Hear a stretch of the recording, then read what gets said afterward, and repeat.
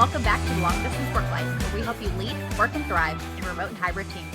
I'm Marissa Eikenberry, a fellow remote worker, and joining me is my co-host and remote work expert, Wayne Turmel. Hi, Wayne. Hi, Marissa. How the heck are you? I'm great. How are you? I am well. I'm looking forward to our discussion today. Yeah, so today we're actually going to talk about a subject that Wayne mentioned in a previous episode about managers are the heartbeat of an organization. I'd never heard that before, and we definitely decided this was going to be a highlight that could be its own episode. So we're going to talk about it today. So Wayne, let's just start with, what did you mean by managers are the heartbeat of an organization? Yeah, I don't mean it, although I suppose it could have some of that in an Oprah soft and mushy kind of way. Okay. But I'm not talking about like a Valentine heart. I'm talking about a Grey's Anatomy, hold it in your hand during surgery kind of heart where Christina Yang is about to operate. Yeah, okay. Exactly. So here's the thing. Think about what a heart does. Okay. Right? It sits in your chest, and blood comes from different parts of the body, and it goes into the heart, and it gets oxygenated and processed, and then sent back out to the rest of the body. That's what managers do. Okay. We have information coming in from senior leadership. We have directions, we have guidance, we have marching orders, right? And it's got to come down, and we need to process that information and send it out to our teams. Right. That makes sense. Conversely, it comes from our team. We process it, and it is our job to send it out to the senior leadership. All of this communication travels through what people sneeringly call middle managers, but it's what we do. And think about it. If one of those lines of communication, if one of those arteries gets clogged, what happens? Yeah, you're going to have a problem. You're going to have a problem.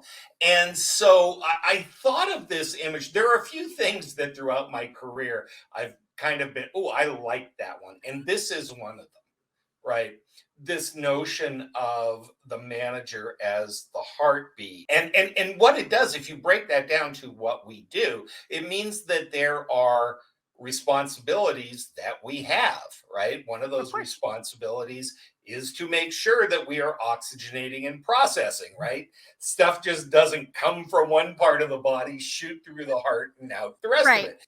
Value is added, right? Or we would hope. One would hope, right? Oxygen gets added. Stuff gets sent to the lungs for expulsion, all of that stuff. But it's up to us to process, filter, oxygenate the information. And that's both ways, upstream and downstream. Of course. So I guess, how do you avoid feeling like you're like in a vice between upper management and your team? Well, this is the thing, right? When we talk about middle managers, you are kind of stuck in between. And where this manifests itself in a number of ways. One, and this is particularly true on remote teams where you can't always pick up the vibe in the office. That makes sense. Right? Senior leadership has no clue what's going on out in the field in a case like that. And so it is our job to sometimes tackle uncomfortable situations. Okay. We need to actively solicit information from the field so that we're getting good information, so that we are passing accurate data about what's going on, right? Both data and attitude, and how are they doing, and how are they feeling, and all of that.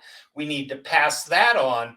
We also very often get uncomfortable news or things that are unpleasant, and we need to process that and send that out to the field. And the thing about being a manager, if we're really honest, is that we don't always agree with or even understand some of the decisions and things that are happening. And yet it is our job to communicate, enforce, try to get people to engage with whatever the marching orders are. Yeah, we almost have to feel like we support it even if we don't.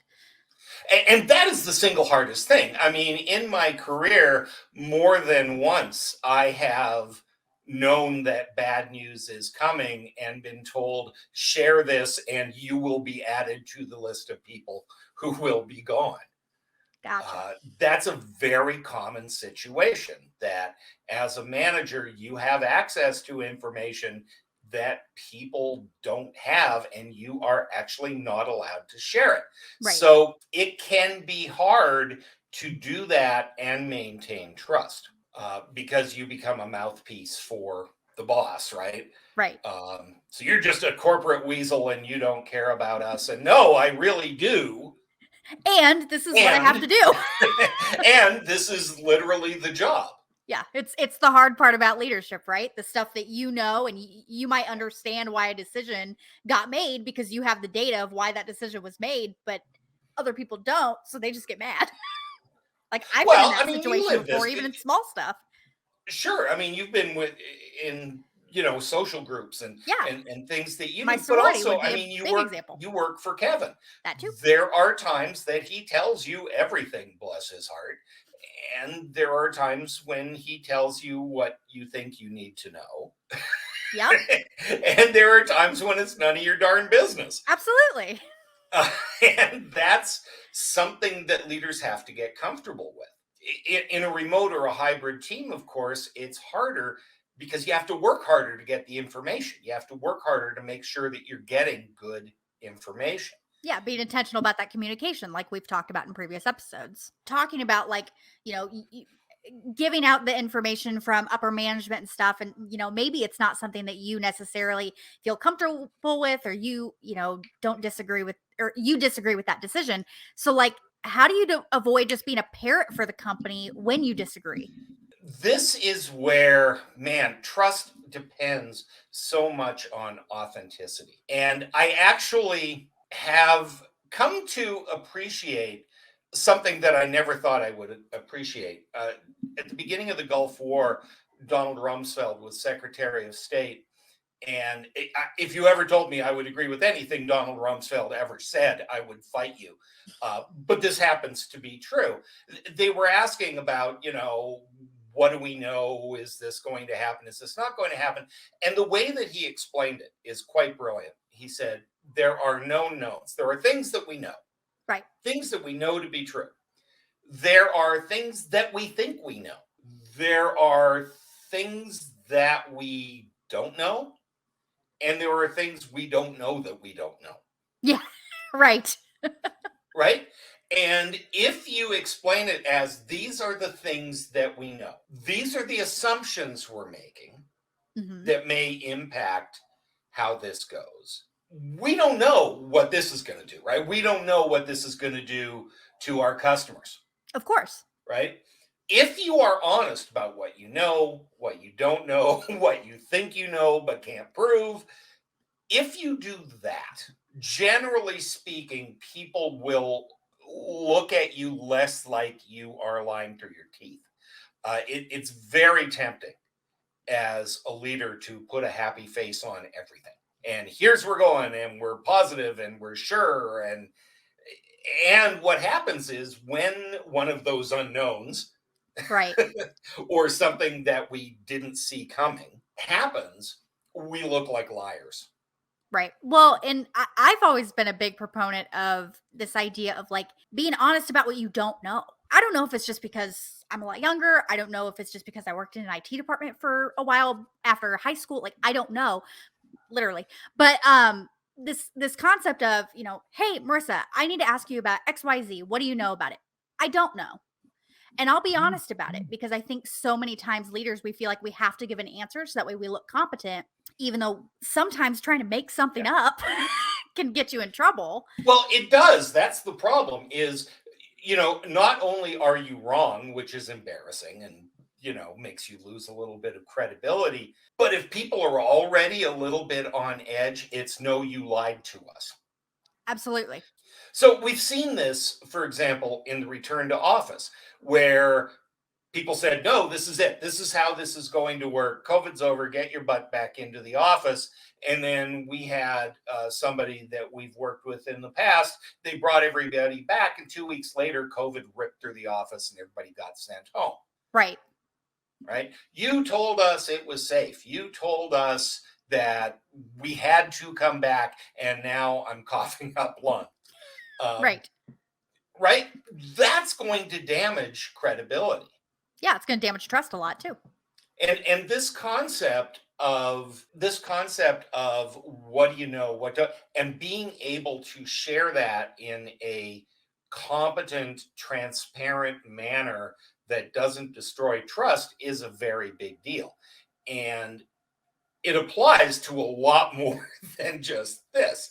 It applies to how you work with your team. There's a wonderful tool called a Johari window, which is designed to help you uncover biases, right? Are you making stuff up? Are you really seeing the world as it is? And we'll probably do an episode on this because it's so important, especially in remote environments, because there are things you know, things you don't know. There are things other people know that you don't know, and there are things that none of you know. Right. Right? I mean, we can't know everything.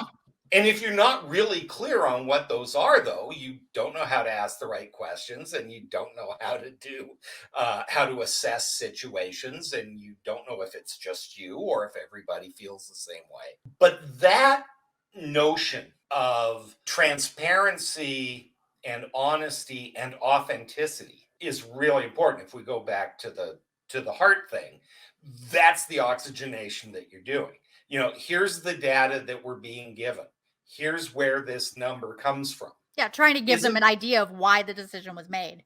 Yeah, and Kevin does this extremely well. He shares the numbers and he says, here's what's happening and here's why we think this is happening. Mm-hmm. But again, here's what's happening is a hard and fast number. Right. Here's why we think it's happening is interpretation, which leads to here's what we think that means, and we might be wrong. Of course, that's going to be true for so many things. But if we don't do that, right, if our heart doesn't do its job, yes. If we as middle managers don't do that job well, we are basically controlling tasks and not adding the value to the process, both upstream and downstream, that we should. So for middle managers who are listening to this episode right now, maybe they don't feel like they're doing this super well, or they know that they could improve on this idea of being the heartbeat of the organization. So what's one thing that they could do today, immediately after they stop listening to this episode, to set themselves on the path of creating a stronger heartbeat for their organization? I think it's really start by gathering information. And I think that's both above and below you on the food chain.